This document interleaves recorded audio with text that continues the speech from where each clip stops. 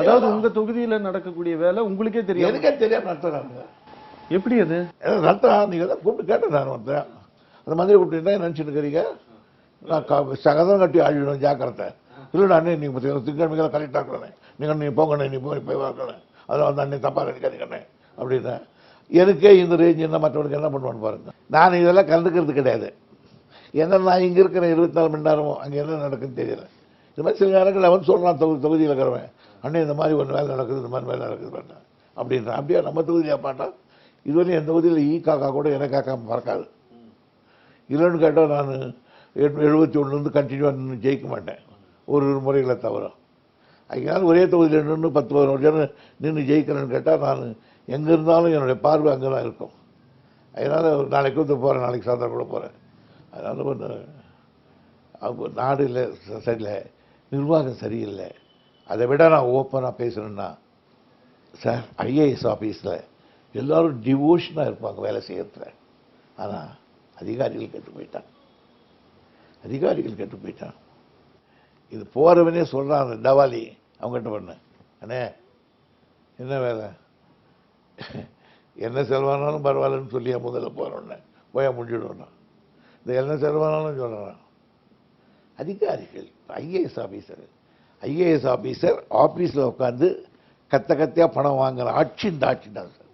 இதை விட கேவலம் இல்லை. இல்லை, நீங்கள் இங்கே தலைமைச் செயலகத்துக்குள்ள தலைமைச் செயலாளர்னுடைய அறைக்குள்ள சோதனை நடந்திருக்கு. இங்கே அமைச்சருடைய வீட்டில் போய் ஆய்வு நடத்தியிருக்காங்க வருமான வரித்துறை அதிகாரிகள். இவ்வளவு சிக்கல்களுக்கு நடுவில் நீங்கள் இப்போ இருக்கக்கூடிய ஒரு எதிர்கட்சியில் இருக்கக்கூடிய ஒரு துணைத் தலைவராக, சட்டப்பேரவை துணைத் தலைவராக இருக்கக்கூடிய ஒரு உறுப்பினர், நீங்கள் இவ்வளவு பகிரங்கமான குற்றச்சாட்டை நீங்கள் முன்வைக்கிறீங்க. இவ்வளவு பட்டவர்த்தனமாகவே நடக்குதா? பட்டவர்த்தனம் ஒன்றும் சந்தேகம் கிடையாது. நீங்கள் எல்லாருக்கும் ஒருத்தர் காட்டி கொடுத்துருவாங்க, முடியல பேசி அமைப்பிருக்காங்க. அதான் சொன்னேன். இதை பார்த்த உடனே முதல்ல சார், அதிகாரியே பணம் வாங்கி கொடுறான்னு சொன்னாலே அவன் அவனுக்கு பயப்பட மாட்டான்.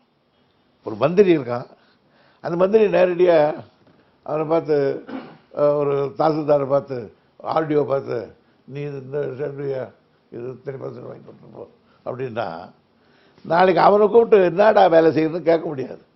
இப்போ தான் யோக்கியம் போட வாங்கி கொடுத்ததுக்கு வந்தால் அவ்வளோதான் வேலை செய்யணும்னு சொல்லுவான். இவங்க எங்கே இன்ஸ்பெக்ஷன் போகிறானுங்க? எந்த மந்திரி இன்ஸ்பெக்ஷன் போய் பார்த்துருக்காங்க சொல்லி பார்க்கலாம்.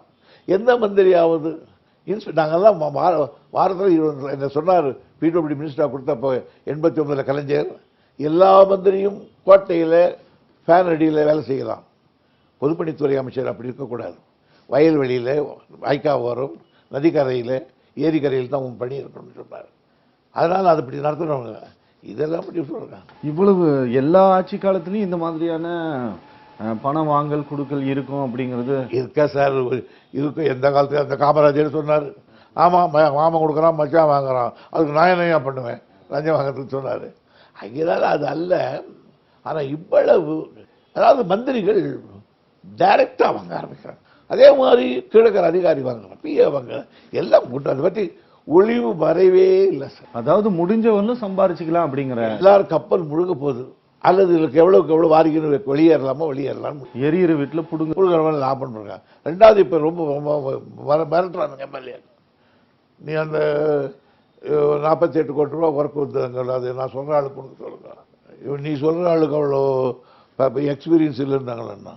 எனக்கு எக்ஸ்பீரியன்ஸுக்கு சொல்கிறதுக்கு வாங்கி கொடுக்குறேன். அவங்ககிட்ட பணம் வாங்கி நான் கொடுத்துட்றாங்களே. ஏன் நிறையா நடக்குது. எனக்கு முழுக்க பிஜேபியினுடைய கட்டுப்பாட்டுக்குள்ளே போயிடுச்சு. இந்த ஒரு பினாமி ஆட்சி நடக்குது. நிகழ்வு ஒரு பத்திரிகையில் போட்டிருக்கான் பாரு, பொம்மை காட்டம், இந்த மாதிரி ஒரு ஆடுற மாதிரி ஆடிக்கிட்டு போட்டிருக்காங்க, அவ்வளோதான். இங்கே தமிழ்நாடு பிஜேபி வளர்ந்துட்டு இருக்கு நம்ம எடுத்துக்கலாமா? அவங்க சிபி சீத்தரசு ஒரு கதை சொல்லுவார்.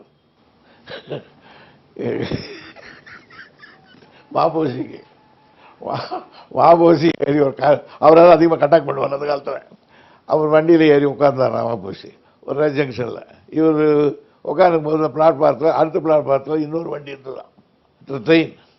அந்த ட்ரெயின் புறப்பட்டுச்சான். அதை பார்த்தா நம்ம வண்டி போகிற மாதிரி இருக்கும். அந்த வண்டி போகிறத பார்த்துட்டு வாபஸ் நம்ம வண்டி தான் போதும். கடைசி போட்டியை பார்த்தா தான் அங்கேயே நிற்கிறான். இவன் வண்டி நிற்க அங்கேயே ட்ரெயின் தான். அந்த மாதிரி அவங்க போகிற வண்டி பார்த்துட்டு வேகமாக போயிட்டு இருக்காங்க. அந்த வண்டி அங்கேயே தான் இருக்கும். பிஜேபி இங்கே தான் இருக்கும். கழகங்கள் இல்லாத தமிழகம் அப்படின்னு சொல்கிறது சாத்தியமே இல்லைன்னு நினைக்கிறீங்க? இல்லை. நாங்கள் காங்கிரஸும் ரொம்ப இதுவாக இருக்காங்க, அவங்களும் இருக்காங்க. இருக்கிறது நாங்கள் தான் இருக்கிறோம். நாங்கள் தான், அவங்களும் அப்படி போயிட்டாங்க. இப்போ இருக்கிறது நாங்கள் தான் அவங்களுக்கு வண்டியை ஓட்டுறோம், வேறு வழி கிடையாது. 3 ஆண்டு கால ஆட்சியை பிஜேபி நிறைவு செய்திருக்குது. நீங்க ஏதாவது ஒரு நல்ல திட்டங்கள் அப்படின்னா எதை சொல்ல விரும்புறீங்க? ஒரு திட்டமும் இல்லையே. திட்டம் இருந்தாலும் சொல்கிறதுக்கு இதுவரையும் ஒரு திட்டத்தை நிறைவேற்றிருக்காங்கன்னு சொல்லுறதுக்கு பார்க்கலாம். எந்த திட்டமாவது நெம்மேலியில் நான் ஒரு எம்எல்ஏ வந்து 4 லட்சம் தண்ணி நாங்கள் கொண்டாந்தோம், அதே மாதிரி நான் கொண்டு வருவேன்னு சொன்னாங்க. அந்த அம்மா கொண்டு வந்தாங்களா? 12 பாலம் கட்டியிருக்கிறோம் நாங்கள் மெட்ராஸ். 27 பாலம் கட்டியிருக்கோம் சென்னையில். அது மாதிரி ஏதாவது ஒரு பாலம் கட்டியிருக்காங்களா? இல்லை வெளியூரில் எங்கேயாவது ஒரு பாலம் கட்டியிருக்காங்களா? இதுவரை ஒரு டேம் கட்டியிருக்காங்களா? ஒரு டேம், ஒரே ஒரு ஏரி கட்டினாங்க, திருக்கண்டலம்னு ஒரு ஏரி. அடிச்சு புயலில் மொத்தம் அடிக்கோடு வந்துடுச்சு. 48 கோடி 50 கோடி ஒரே நாளில் குள்ள போயிடுச்சு.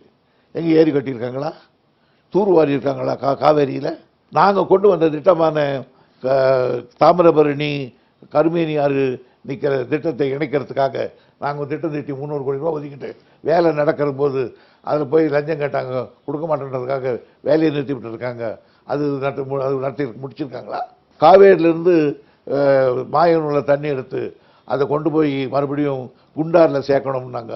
அதுக்கு வேண்டிய திட்டத்துக்காக 180 கோடி ரூபாயில் நாங்கள் பேரேஜ் கட்டினோம். அடுத்த ஸ்டெப்பை அவங்க எடுத்து வச்சுருக்காங்களா? எதில் செய்து சாதிச்சிருக்காங்க? முல்லை பெரியார் 42 அடிக்கு மேலே போயிருக்காங்களா? இதுவரை காவேரிக்கு ஆணையம் கொண்டு வந்துட்டாங்களா? ஏதாவது ஒரு காரியத்தை மேஜர் காரியத்தை சாதிச்சேன்னு சொல்லுங்க பார்க்கலாம். எதுவுமே இல்லைங்கிறீங்க இங்கே தமிழக அரசு செஞ்சதுல. சரி, மத்திய அரசு 3 ஆண்டு காலத்தை நிறைவு செஞ்சிருக்கு. மத்திய அரசினுடைய சாதனையா எதை பார்க்குறீங்க நீங்க? நோட்டு மாற்றம்தான். நோட்டு மாற்றம்தான். வேற என்ன சார்? யார் மாத்துறாங்கன்னு தெரியல.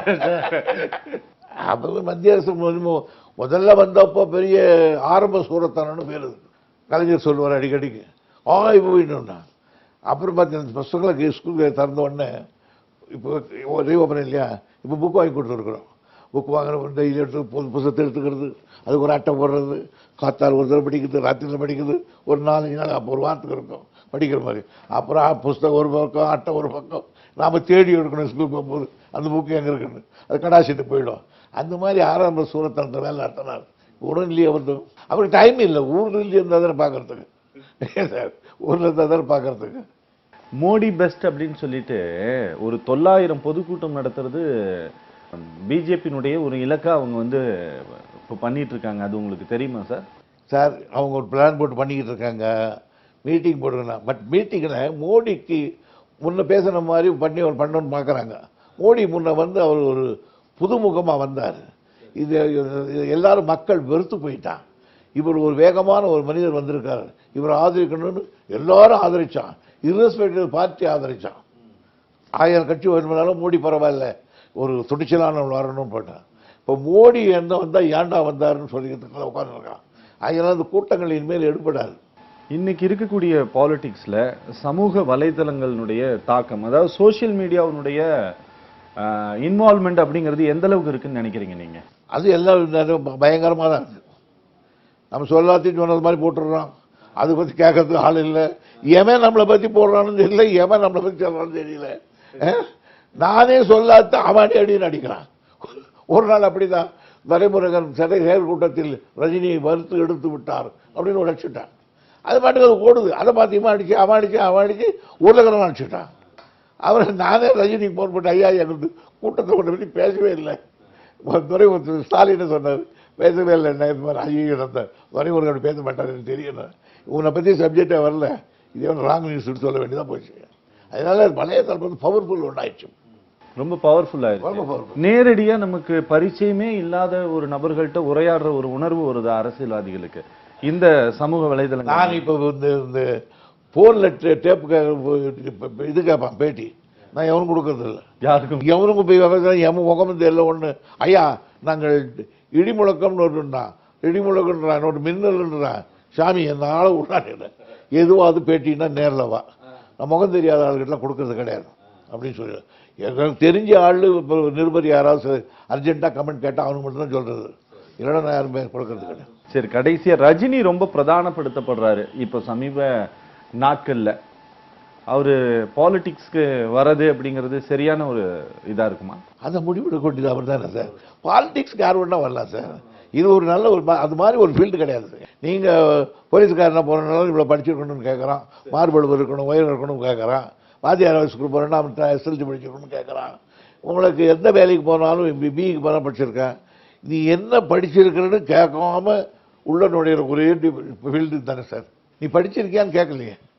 எம்எல்ஏ அந்த நாமினேஷன் வாரத்தில் உனக்கு படிக்க தெரியுமான்னு ஒரு காலம் கிடையாது, வேலை கிடையாது. பஞ்சாயத்து தலைவரோடு கேட்குறான் உனக்கு படிக்க தெரியுமான்னு ஒரு காலம் இருக்குது. அவன் நாமினேஷன் வாரத்தில். இதில் கிடையாது. யார் வேணா வரலாம், கை நாட்டு கூட வரலாம். வந்திருக்காங்க, இருக்காங்க, இப்போ இருக்காங்க, இதுக்கு முன்னே இருந்தாங்க. அவங்களுக்கு ஒன்று வர்றாங்க.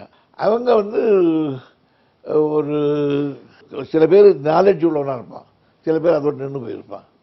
அதனால் யார் வேணா வரலாம், பைத்தியக்காரன் கூட வரலாம். ஆனால் சபையில் பேசக்கூடாது. பேசினா பைத்தியம் மாட்டிக்குவோம். அதுக்காக பேசாம உட்கார்ந்தான்னா அண்ணன் ரொம்ப மௌனமாக இருக்கிறவர். எப்போ இதுக்கு நிஜமா சார் இந்த கேள்விக்கு நீங்க பதில் சொல்லாம கூட இருந்திருக்கலாம். யாரு வேணா வரலாம். எனக்கு ஒண்ணு இல்ல, ரஜினியை பத்தி கேட்டது அவரு நான் சொல்றேன். இப்பேற்பட்டவனே வரும்போது ஏன் ரஜினி வரக்கூடாதுன்றது என்னுடைய இந்த மாதிரி கேஸுங்கெல்லாம் கூட இருக்குன்னு சொல்றேன். இல்ல சார், உங்க சார் படிக்க தெரியாதுன்னு இன்னைக்கு சபையில் இருக்காங்க. நீங்களே சொல்லுங்கன்ற எனக்கு தெரியும், எதுக்கு வம்புல மாட்டுறீங்க. எத்தனையோ பேர் சாமி கண்ணுன்னு ஒரு ஆள் இருந்தார் எம்ஜிஆர் பேரில், சங்கத்திலிருந்து வந்தார். பதவி பிரமாணத்துக்கு படிஇருந்தான். எனக்கு படிக்க தெரியாத எம்ஜிஆர் அசந்து போயிட்டாரு. அவர் 2 தடவை 3 தடவை எம்எல்ஏ இருந்தாங்க. எங்கள் மதுராந்தக ஆறுமுகன் ஒரு எம்எல்ஏ இருந்தார், பெரிய பவர்ஃபுல் மாவட்ட செயலாளர். அவருக்கு ஒரு எழுத்து தெரியாது, ஆனால் கான்ஸ்டியூஷன் பூரா பேசுவார். அது மாதிரி சில நாலேஜ் உள்ளவங்களா இருக்காங்க. அதனால இந்த மாதிரி கேஸுங்கள்லாம் வரும்போது சினிமா ஃபீல்டில் நின்று புகழ் பெற்று எல்லோருக்கும் அறிமுகமாகி வரணும்னு அவருக்குள்ள ரசிகர்கள் லட்சக்கணக்கில் கூப்பிடுற அழைப்பு இருக்கும்போது ஏன் ரஜினி வரக்கூடாது என்பதுதான் என்னுடைய எண்ணம். கடைசியான ஒரே ஒரு கேள்வி. இப்போ உங்ககிட்ட பேசும்போது கூட எவ்வளவோ நகைச்சுவையான விஷயங்கள், அதே போல நிறைய பழைய சம்பவங்களின் நினைவுகள், இதையெல்லாம் நீங்க பகிர்ந்துக்கிறீங்க. இந்த ஒரு முக்கியமான தன்மைகள் எல்லாம் ஒரு அரசியல் தலைவருக்கே இருக்கக்கூடிய இந்த ஒரு முக்கியமான தன்மைகள் எல்லாம் என்னுடைய இறுதியான கேள்வியை நான் முடிக்கிறேன். இது ஸ்டாலின் கிட்ட இருக்குன்னு நினைக்கிறீங்களா? இருக்கணும்னு நான் நினைக்கிறேன். அவர் சார் ஒவ்வொருத்தருக்கும் ஒரு மாதிரி. என்னுடைய குணம் உலகம் இடிதுன்னா கூட இருக்கு சார், எப்படி இடிது பார்க்கலாம் அப்படின்னு நான் கேட்பேன். கப்பலில் போகிறோம், கப்பல் முடிக்கணும்னா பார்ப்போம் எப்படி உள்ளே போய் இப்படி பொழுது அதை இதுதான் முடிவுன்னா அந்த முடிவை மகிழ்ச்சியாக ஏற்றுக்கிறவன் நான். புரியுதுங்களா? அது எங்கள் அப்பா கற்றுக் கொடுத்தாரு. ஒரு தடவை ஃபெயில் ஆகிட்டேன், அழுதுகிட்டு இருந்தேன். அவர் சொன்னார், சாப்பிடலையாடா காலைல? ராத்திரி சாப்பிட மாட்டேன், அப்புறம் சாப்பிடுவேன். சரி, சாப்பிடாமல் இருந்தா ஒன்று கூப்பிட்டு அது வாத்தியார் ஒரு மார்க் போட்டு பாஸ் பண்ணிவிடுவாரா, அதை விட்டுடணும். விட்டுட்டு நெக்ஸ்ட் என்னன்னு பார்க்கணும். அடுத்த ஸ்டெப்புக்கு போனது உட்காந்து அழக்கூடாதுன்னு வரும். அது மாதிரி வாழ்க்கையில் எனக்கு திரும்ப. ரெண்டாவது, என்னுடைய அவருடைய அணுகுமுறை வேறு, என்னுடைய பிராட்டப் வேறு. எனக்கு இந்த மற்ற நண்பர்கள் சூழல் வரணும். அவரும் இப்போ ரொம்ப ஆனால் இப்போ நான் உண்மையை பச்சையாக சொல்லணும்னு கேட்டால், நான் 5-6 மாதங்களுக்கு முன்னால் பார்த்த 6-7 மாதங்களுக்கு முன்னால் பார்த்த ஸ்டாலினுக்கும் இன்றைக்கும் மகத்தான வேறுபாடு.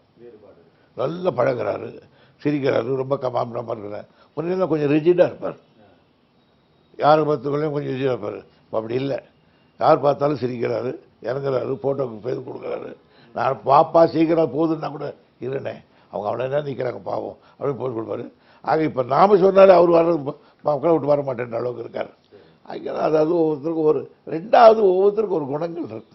எனக்கு எதுவாக இருந்தாலும் சிரிச்சியே சபையில் சொல்லுவாங்க, ஏதாவது கோபமாகவே சரிங்க அதே சிரிப்பா சார், என்ன போயிட போகுது நாட்டில், நீங்கள் என்ன தெரிஞ்சிட போகிறீங்க? நான் சொல்லி அறிவுரை கேட்டு நீங்கள் என்ன திருந்தாப்னா சொல்லலாம்.